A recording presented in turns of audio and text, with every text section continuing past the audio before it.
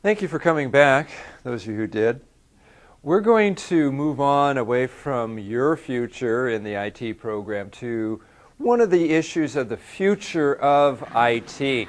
And a big thing is artificial intelligence. When you were taking a look at the future from the 1990 view, I know a couple of you, we were discussing this as a possibility. So let's take a look at artificial intelligence. This is sort of the general AI question. Come on in, but don't talk too loudly, please. Will computers think, or will computers be like people? Okay. These are the AI questions, artificial intelligence. So let's look at these questions in the context of information technology. No, we're not going to do that.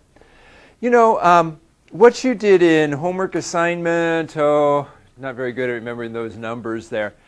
But you know, some people look at this as a form of artificial intelligence. We were talking about maybe in the future, circa 1990 to the present, would computers be able to do management decisions? That was one thing somebody mentioned. Well, using artificial intelligence to forecast things like this, yeah, maybe in a sense. Okay? And as a matter of fact, maybe in a deeper sense than you even imagine. If your assignment, Unit 3, whatever this was, didn't look like mine, that's okay. It's all right. As long as it makes sense, that's good. Interesting. When you survey the general population, if you just ask the so-called person on the street, if you ask this question, are computers intelligent?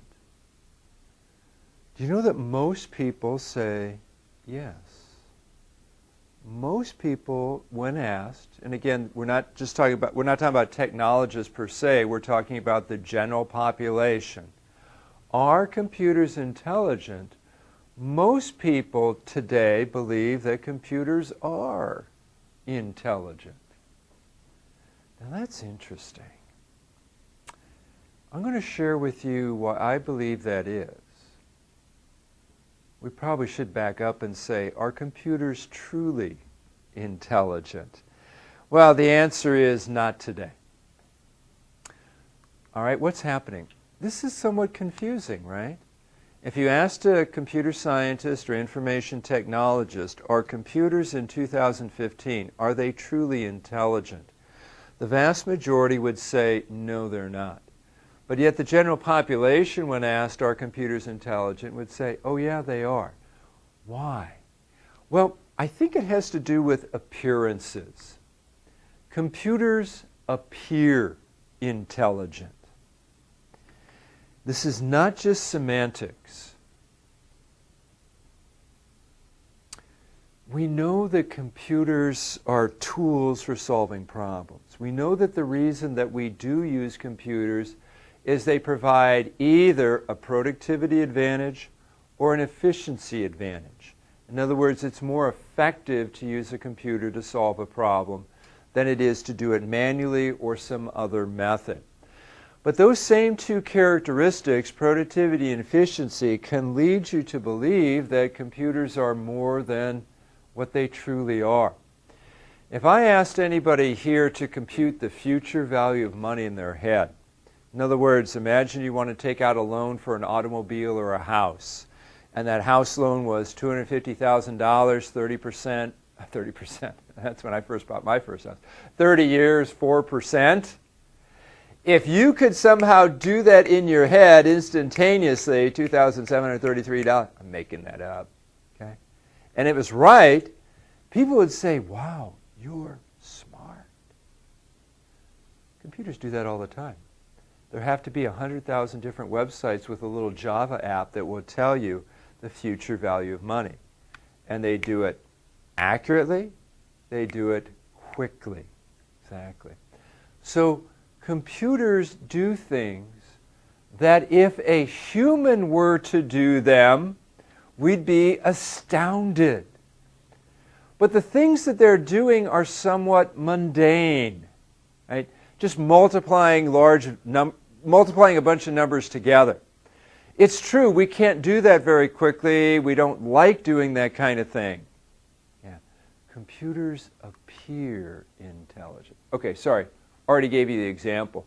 If you don't know what the little image is or what Asmo is Honda's humanoid robot. And for the most part, when people focus on artificial intelligence, it's not so much we want computers to look like people necessarily, but we want them to behave like people. Why?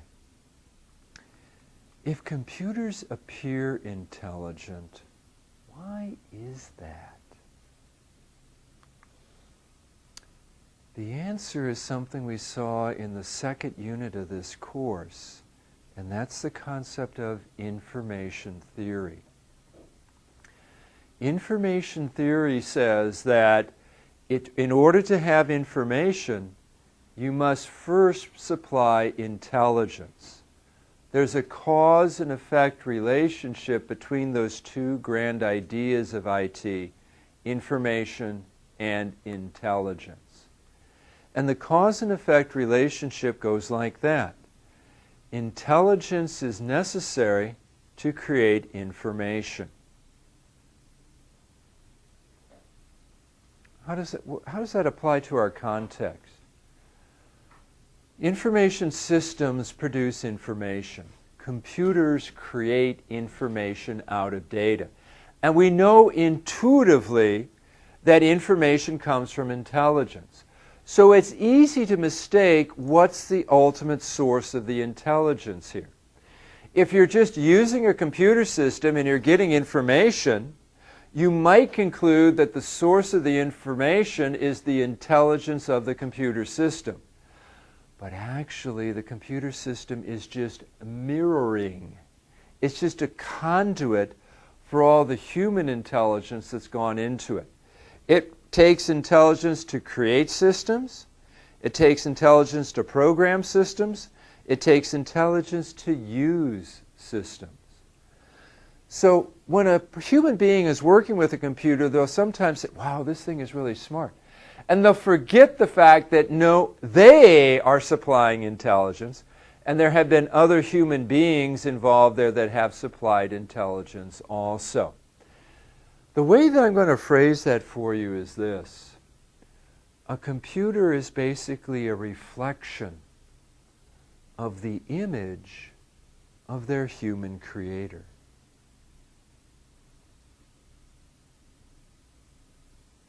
I want to talk about the word image. We used it a long time ago, way up front in the first part of this class. I want to come back to that.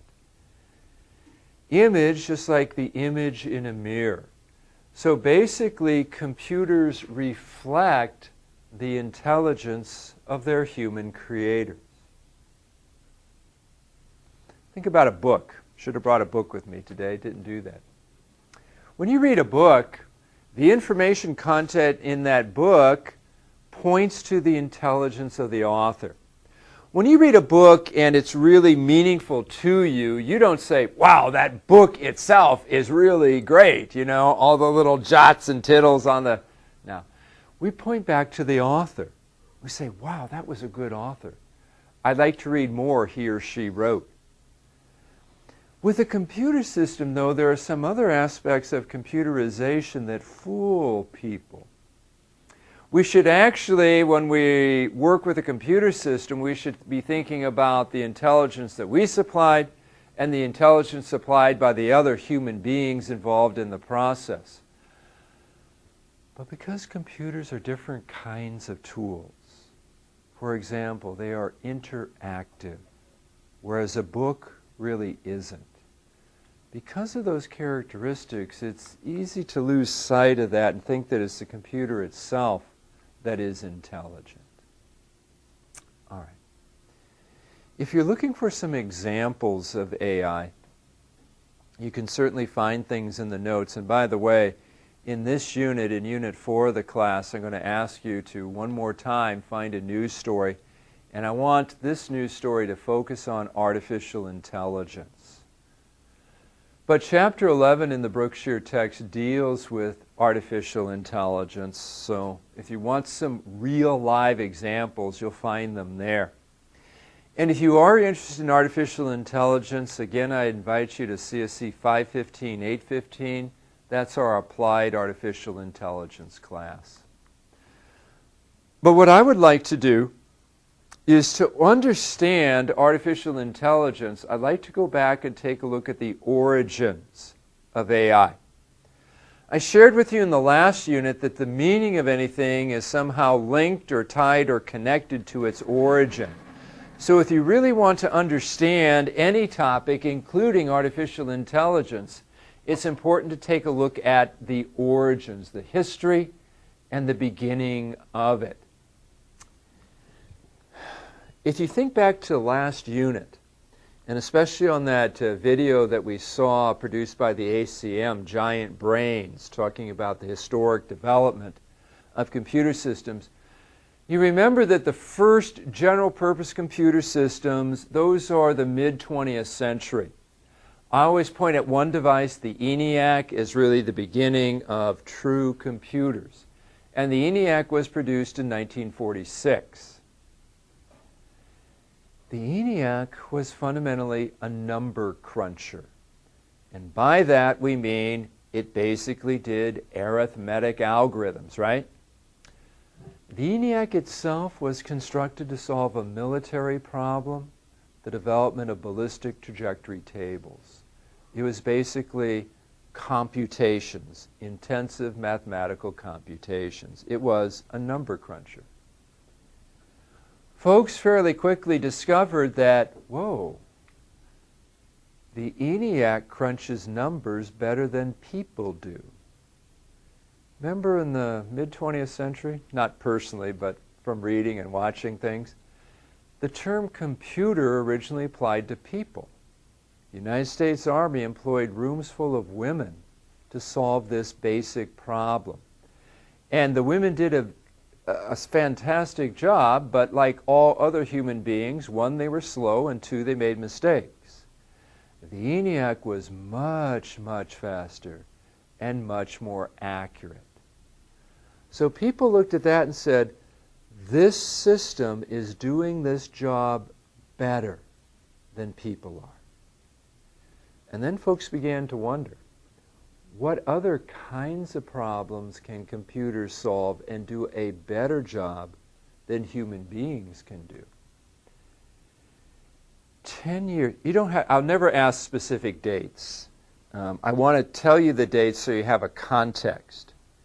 If the first true computer was 1946, then you'll notice that 10 years later is when folks really said, can computers be intelligent like people can? This is 59 years ago, right? 60 years ago. It's a long time. In 1956, there was a seminal conference. It was at Dartmouth College. Do you have to remember that?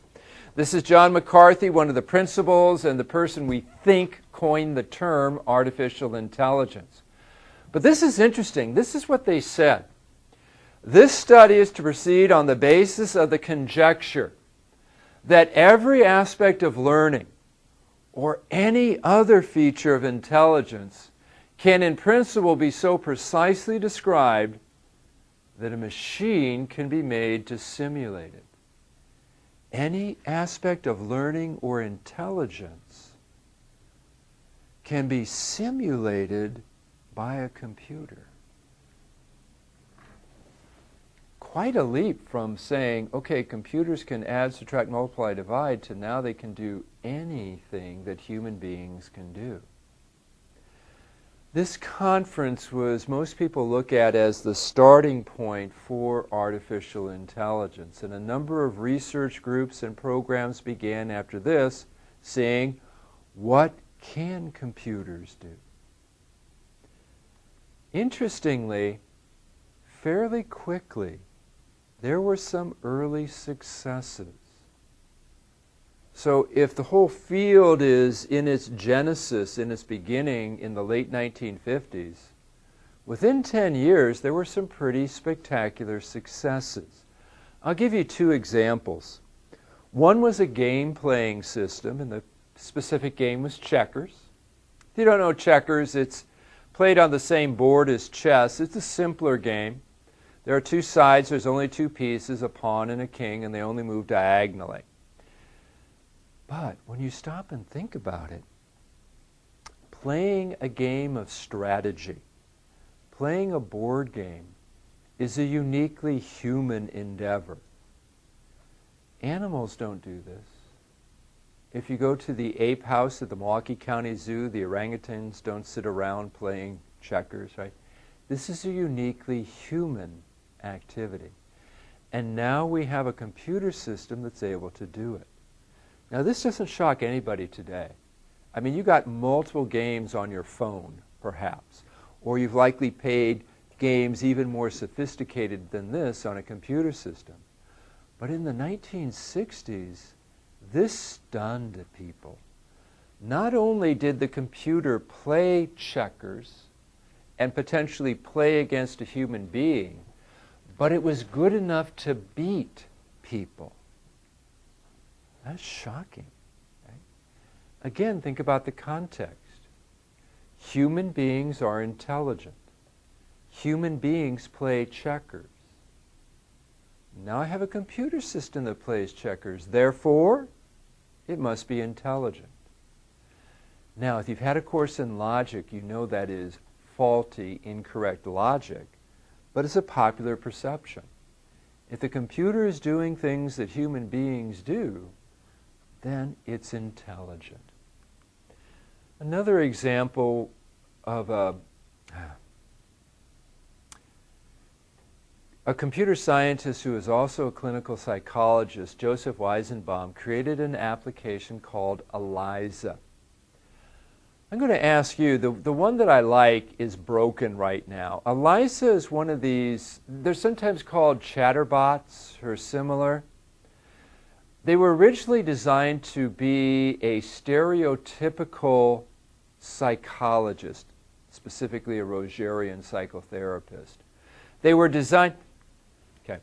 Here's the link for the one that I want is actually broken, and I don't like the other ones, but look, do your own search. Use your favorite search engine, search for ELIZA. Cleverbot. Cleverbot? Yeah, right. The chatterbots, and there's a lot of different names of those, are these kinds of things. If you experiment with both, what's in black is what I typed in, and what's in blue is how it responded. Okay? Yep. Now, it seems to be carrying on a conversation with us. As a matter of fact, you know it's not a conversation, it's really just a trick, but at the same time, it appears to be intelligent. Okay? Yeah, so if you look up Chatterbot or similar, you can carry on a conversation with these things too and just see how it goes. Well, again, today, we carry on a conversation with Siri or whatever your mobile assistant is, right? 1960? Spectacular. Amazing. You think about it, it's just, all it's doing is simply asking a question based on what you typed in. Exactly. The trick that's happening here is it does do some simple parsing. It understands I am in a state of being. If I said I am hungry, it would have responded, for how long have you been hungry, right? So when I said lonely, it recognized that as a state of being, and then just one of several canned responses, like, how long have you been in that state? When you say something it can't really understand or parse like this, again, there's a number of classical phrases. Go on, tell me more, how do you feel about that? When I used the term mother, it connected that to family. So it parsed this as a verb. Who else in your family does that? Hates you. And of course, when I use the universal quantifier, just like your mother told you, no, not everyone. Okay? Quickly, these things can be fooled and they go off on tangents. Some of you, if you investigated this, know that there's a second level of this called the Turing test. Saw a little bit of that. Remember Alan Turing on that video? So that's where this is heading. Okay. Good comment, Pat. Okay, so here's my psychologist for the day. Tell me about your father. Couldn't we talk about me for once, Dad? Again, the classical picture of the Rogerian psychotherapy, just asking questions and moving on. Okay, sorry, I can't show it to you. Now, because of these early successes then, by the next decade, there were some high hopes. People were making amazing predictions about the future. This is computer scientist Claude Shannon. You don't have to remember the name. Claude Shannon made a prediction in the early 1970s. Nobody's made this prediction lately. I'm not sure why. I was hoping somebody'd find this in our 1990s predictions. In the 1970s, he predicted in the future we will have robot servants. Kind of like flying cars, right? Now, what he had in mind, you don't know what this is, but this is B9. This is a classic science fiction robot. It's from a 1960s science fiction television show, Lost in Space. Okay? Danger, danger, Will Robinson. And the robot not only could carry on an intelligent conversation, but zap the bad guys. So what Claude Shannon and others envisioned was your robot would stay at home, mow the lawn, fix dinner, do the laundry. And when you came home, then you could carry on a conversation about the stock market after dinner. Did that happen? Did you grow up with a robot servant? What happened? Reality bit.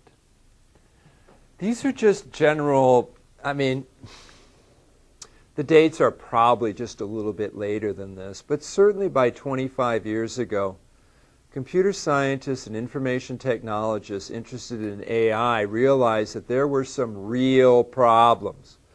I don't mean real as opposed to fake. I mean real as in hard. Real hard problems. Let me give you an example. This is computer scientist Doug Lenat. For years and years, he's been involved with an AI project known as Cyc. CYC. The letters are not an acronym, but the letters are the middle phoneme, the middle sound in the word encyclopedia. This is supposed to be a generally intelligent device. Feel free to look it up, Cyc. At one of the public unveilings of Cyc, Doug Lenat and group invited the press. He invited a bunch of reporters, and he said, look, ask the computer anything you want. So people asked it all kinds of questions. For example, somebody asked it, well, what was Abraham Lincoln doing in 1863? And Cyc knew. It knew month by month.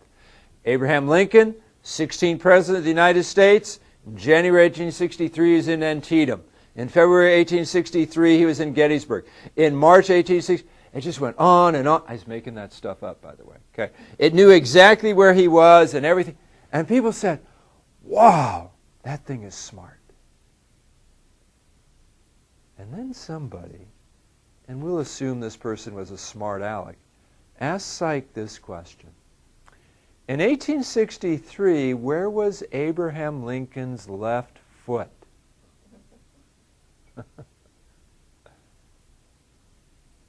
It didn't know. It didn't know what any 2-year-old knows. Wherever you go, so too does your left foot, right? Barring catastrophe, barring accident, wherever you go, so too does your left foot. Cyc didn't know that. Okay? Now, this points out the fundamental problem, the successes and problems of artificial. I call this the left foot problem. It actually has a real name. It's called the common sense problem. Okay, I got to tell you right here.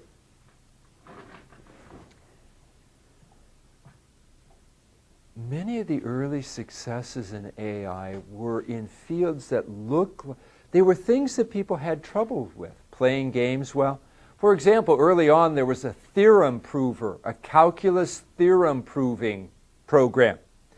And they gave it the MIT Calculus final exam for undergraduates, and it got an A minus. Okay? Pretty darn good, right?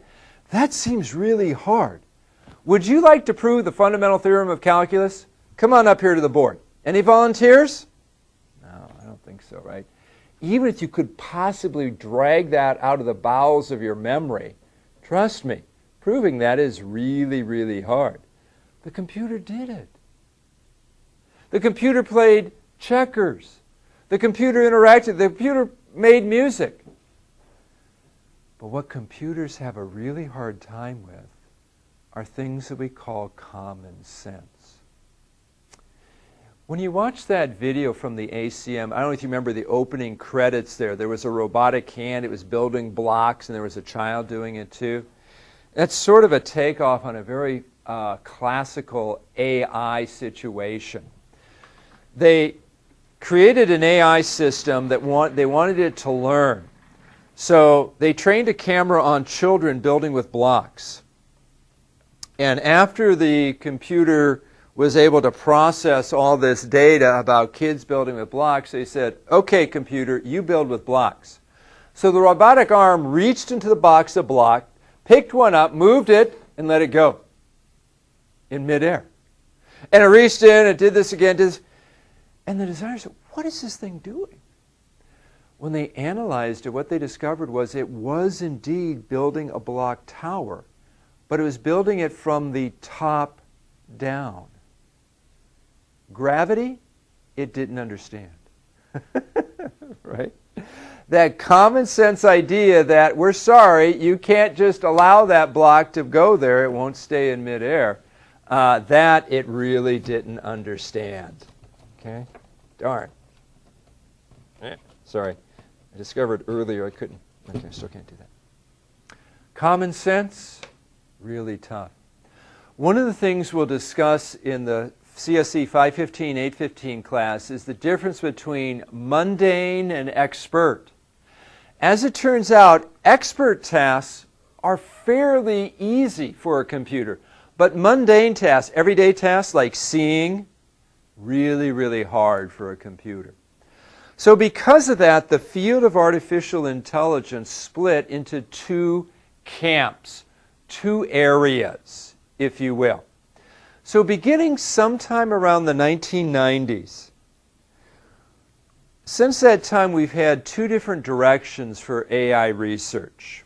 We'll talk about one camp today, weak AI, and then we'll investigate the other camp our last time that we meet. In this context, weak has nothing to do with the physical powers of the researchers. Weak AI, here's the goal: to simulate intelligent behavior in a specific area. Simulate intelligent behavior in a specific area.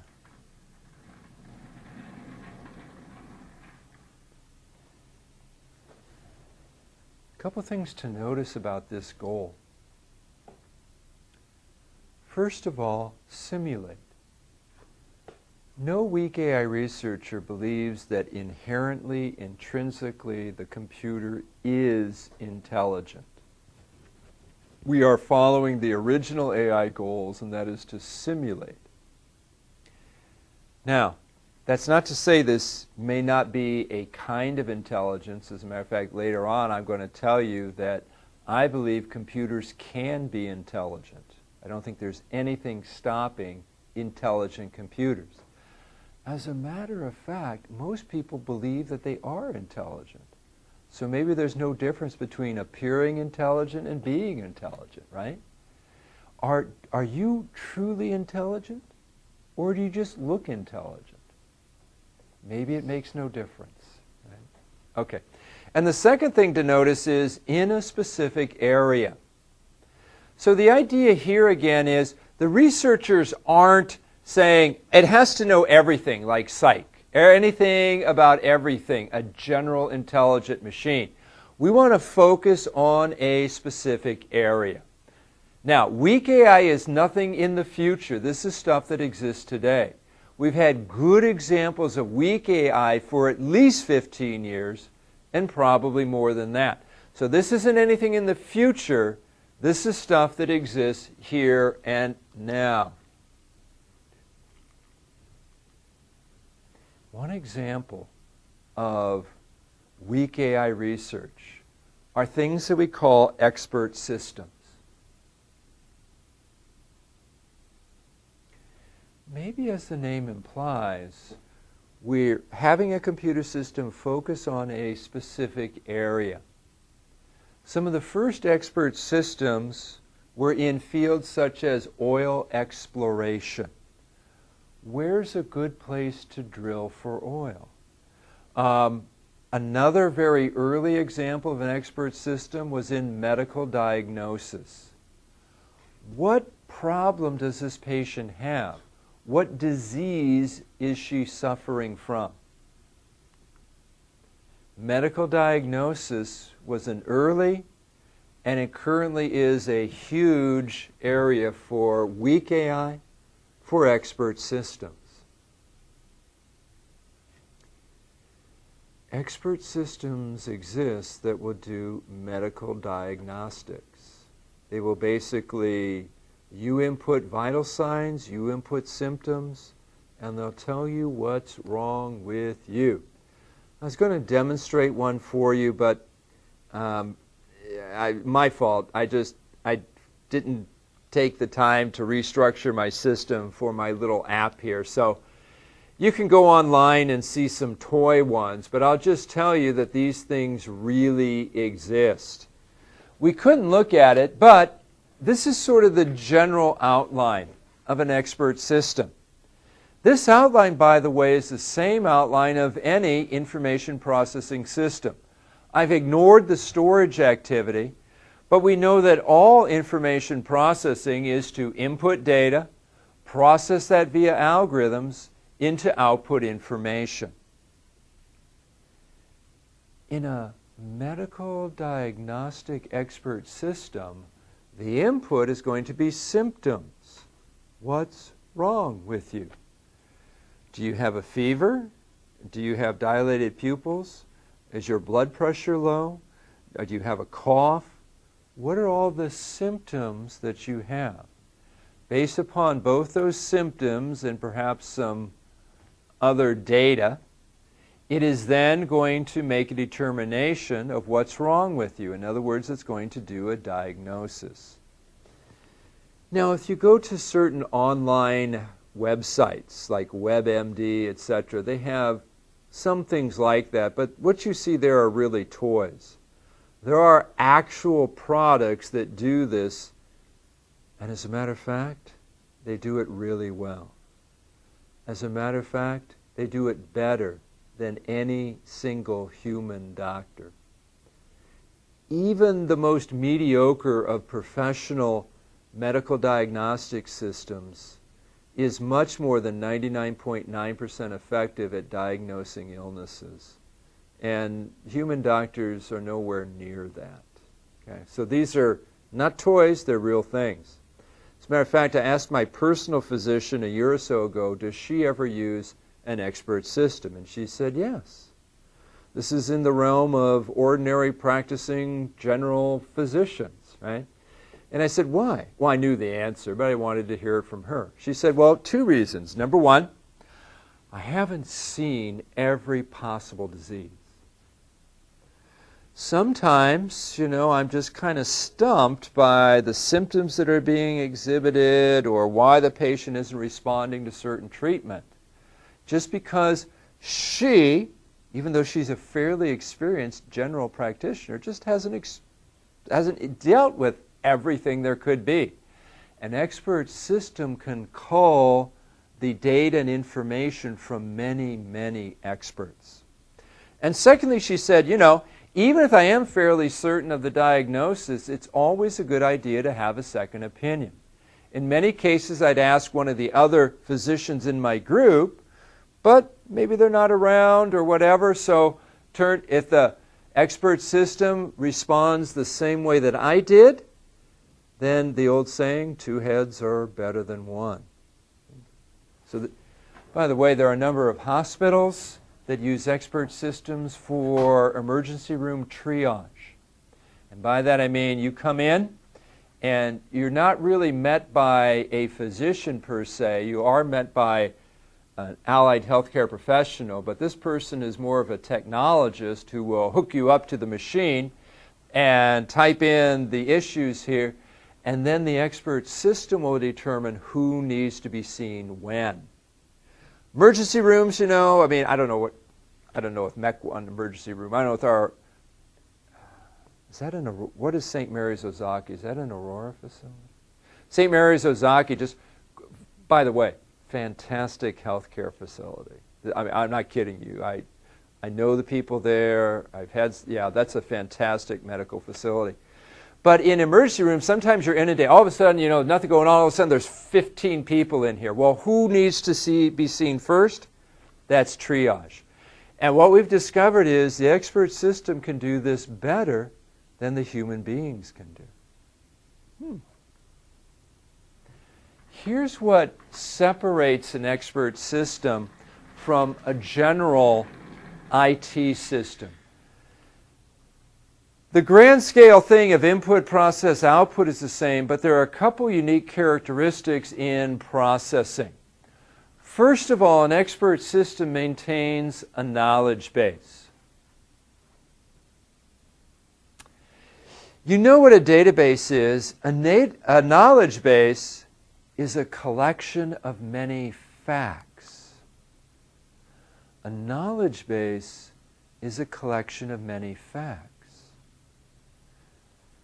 And one of the things that separates a knowledge base from a database is, how do we represent a fact? I mean, I know how to represent data. You do too in binary form, right? But how do I represent all these facts about oil exploration or medical diagnosis?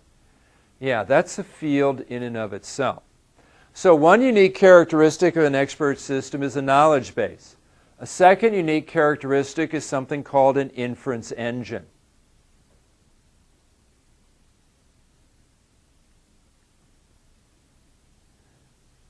In IT, the term engine just refers to processing, right? Like search engine. The inference engine is how the system reasons.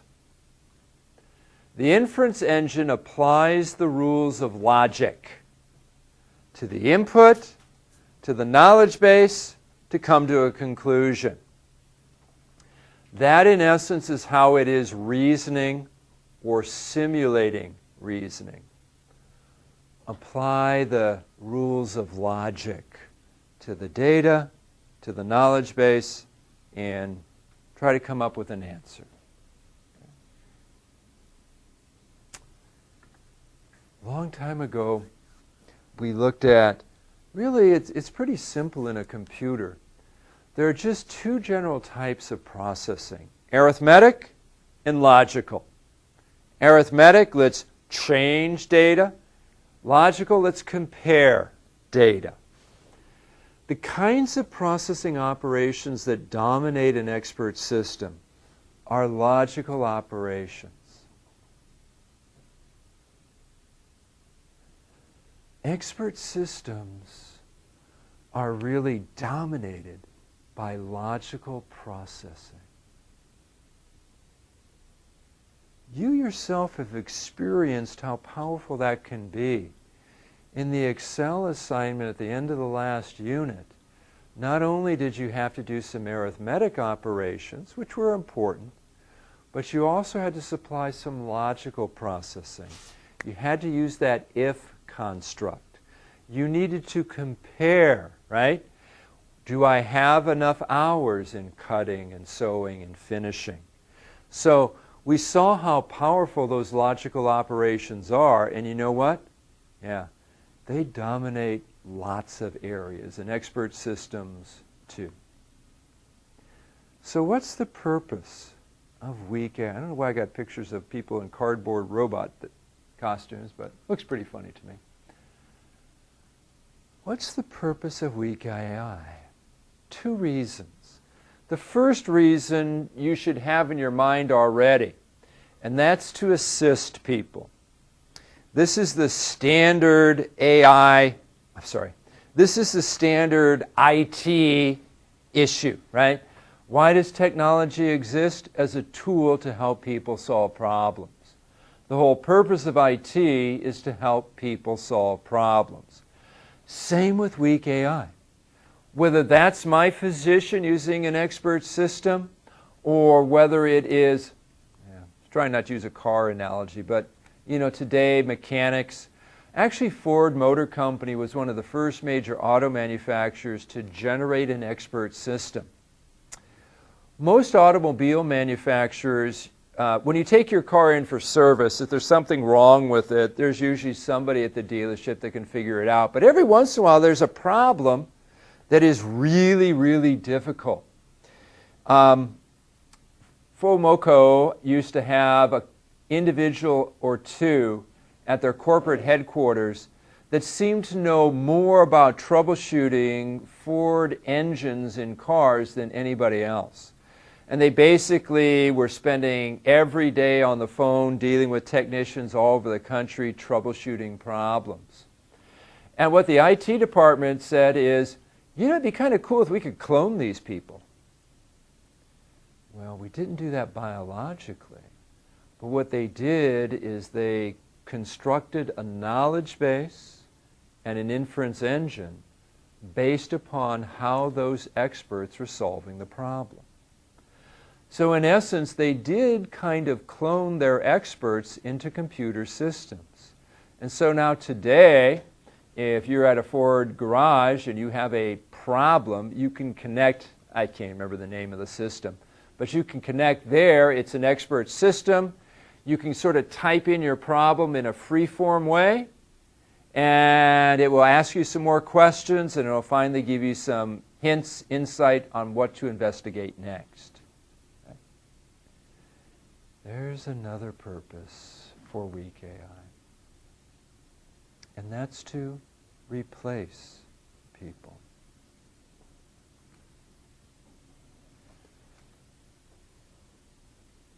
First of all, I'm not talking about getting rid of people. I think we should keep people around. By replacing people, I mean replace their job functions.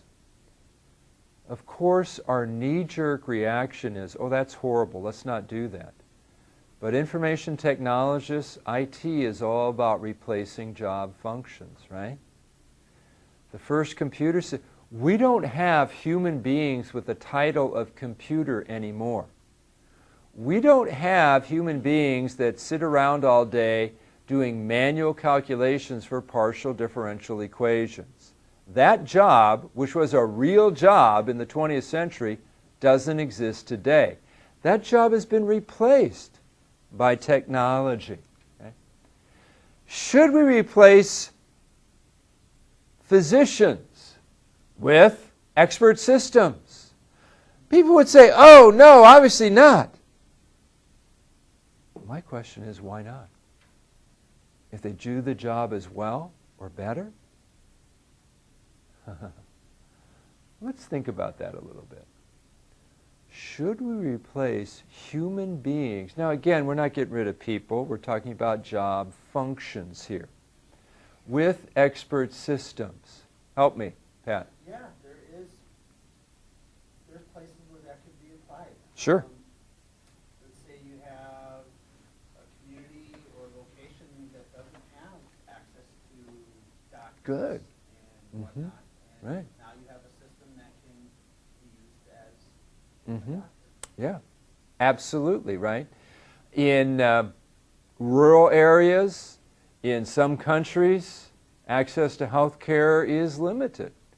Would this be a possible solution? Yeah.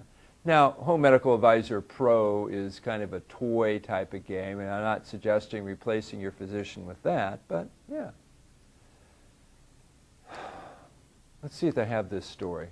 Oh, where's my elevator? Shoot. Oh, I don't have it. Okay. Well, I'll just have to tell you the story. In the 1920s, if you went into a high-rise office building and got on the elevator, there was a human being inside the elevator. That human being was the elevator operator. The elevator operator opened and closed the doors, had a lever to go up and down. There was no automation. There were no computer controls. This is 1920. Every day you come to work, there's your friend Zeb, the elevator operator. You say hi, little chit-chat, he takes you to the 7th floor, etc. Beginning in the late 20s and early 30s, elevator operators were phased out. What happened to them? Automation. These are not exactly computers yet, but it was push-button control, right? So play along with me. So you work on Wacker Drive in Chicago at the Chicago Mercantile Exchange. You know, you work on the 18th floor, and every day you come to work and take that way up and down. One day you come to work, and you're looking for Zeb, the elevator. He's not there. Where's the? There's a sign. Automated. Push the button. The elevator will take you to the floor automatically. What do you suppose people's reaction was? Absolutely. People, I'm not getting in that thing. Where's the elevator operator? I'm not getting in that thing. I'm taking the stairs. Okay. Now, if you worked on the 18th floor, that lasted maybe a day or two, right? Okay, yeah. But trust me, initially, people were afraid. As a matter of fact, what many buildings had to do is they still had their elevator operator, and the elevator operator just sat in there, right? Just pushed the button. As a matter of fact, when you go to some governmental office buildings, like in some state capitals today, you have an elevator operator, right? See, originally folks were scared of the automation. Today, is anybody here afraid to get into an elevator without an elevator operator? No. You'd be afraid if there were one, right? Who are you? I'm the operator. Oh, okay, I think what's that mean? I'm going to take the stairs. Funny how times have changed, right? Okay, well, we won't do that. Pilotless airplanes. This is an Airbus A380. Airbus is a French manufacturer of commercial airliners, sort of like Boeing in the United States. The A380, which has been out for a while, when the time it was rolled out in the mid-2000s, it was the most sophisticated plane on the planet. It had the most sophisticated avionics. It had on board a very powerful expert system. The Airbus A380 can fundamentally fly itself. There's only one thing the computer on board that plane cannot do, and that is back it away from the gate, because planes can't back up. They have no reverse, right? There's a little truck. If you ever notice, there's a little truck that pushes you away from the gate. But once it's been pushed away, that plane can do everything. It can navigate the tarmac, avoiding objects and other planes. It can radio the tower and figure out what runway to get to. It can queue up, wait in line. It can take off, cruise. It can move around airflow and move around storms, land and pull. If the pilots so desire, they can just go along for the ride. See, the other thing is, too, sometimes people think that pilots fly planes. You don't know what pilots do, and it's okay. Because at least in the United States, since September 11, 2001, by FAA regulation, pilots must close and lock the door before being pushed away from the gate. You don't know what they're doing up there, right? Sometimes people think it's sort of like driving a car. It's not like that at all, right? And for the A380, the pilots could be asleep for all the plane cares. If you don't believe me, think about this. The United States used to have a program called STS, commonly called the Space Shuttle. Space Shuttle was kind of like an aircraft, right? Kind of like a pretty sophisticated airplane. One of the astronauts on board the Space Shuttle had the title pilot. What do you suppose he was doing? Using the stick, doing barrel rolls? No, this is what the pilot does on the Space Shuttle. Exactly what I'm doing here. Watch the control panel. Okay? That's it. The space shuttle does everything. It lands itself. It took off vertically, you know. The pilot just sits there. Interesting. Okay. Yes, exactly. Okay. And on the space shuttle, there were 4 IBM supercomputers, and 3 had to agree. If they didn't, that was always the delay. And yeah, the pilot was basically the backup system. With all 4 of the supercomputers went out. Exactly. And that's what happens on the A380, right? You know, I made this prediction like 25 years ago. I said, we're going to have pilotless commercial aircraft. And I thought that was a no-brainer. People thought I was nuts. Right? What do you think? Oh, yeah. Now, I'm not saying that we're still not going to... When you get on board a plane, there's going to be a man or woman with chevrons on the shoulder welcoming you on board, you know, that we call pilot. But they're just going to sit up there and watch outside like the rest of us. But if you think of it, the whole aspect of flying a plane, I mean, if you break down each process, what has to go into it, it is a weak system. If you think about it, a weak AI system. Yep. As long as you can feed in Yep. speeds, distances, weight, Right. figure out everything else. Right. Now, we're concerned when the unexpected happens, for sure. But, okay, you know, let's take it a little closer to home. Driverless cars. As somebody who enjoys cars and driving, this is the furthest thing on my mind, but apparently there are many people that would rather not drive. And quite frankly, probably the car should be doing it for them. You know, we're closer and closer to this. A lot of people associate Google because they have a fleet of Toyota Priuses that run around Silicon Valley doing this. But Google is not the leader in this. Most manufacturers have been working hard on autonomous vehicles for quite some time. Right now in 2015 in the state of Nevada, you can legally own an autonomous car and use it on the roads. They were the first state in the United States to allow this to happen. Now, Google and other manufacturers have special permits, et cetera, and regulations. But if you're in the San Jose Bay Area, if you're in Silicon Valley area, California, the fleet of Google Priuses are seen quite often. There is a person inside there. It's not like the car is unoccupied. But the person is doing what other drivers are doing, reading, eating, putting on lipstick, and that kind of stuff. But it's okay in this case because the car is doing the driving. Right? You've seen the Hyundai commercial where, you know, they all get locked in with their adaptive steering and braking and stuff, and the people climb out the sunroof onto the thing there, and the cars are just driving along by themselves. Yeah, it is coming, I guess. Okay. Would you be taken to work by a driverless car? Okay. Well, I think that time is coming way too quickly for my liking, too. I hope I still get to drive. By the way, if you don't know, unmanned pilotless craft exists today. Not as commercial airliners, but military usage, usually called UAVs, unmanned aerial vehicles.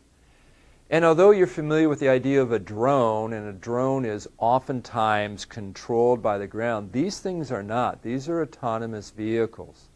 They get up, they fly on their own, and it's not like somebody on the ground is watching them and steering them. They do all the work themselves. Of course, the advantage is in a military situation, if the aircraft is lost, at least there was no loss of life involved. And in some other instances, we believe that they can, you know, be more precise than if they were controlled by a human being, too. Okay? So, pilotless aircraft, oh yeah, absolutely. It happens all the time. Not on commercial flights, at least not that we know of. What do you mean, when do we land? This is a non-stop flight. That's the problem sometimes with computers. You know, they just take everything literally. Okay, we're not going to do another quiz. We already did that. Thank goodness.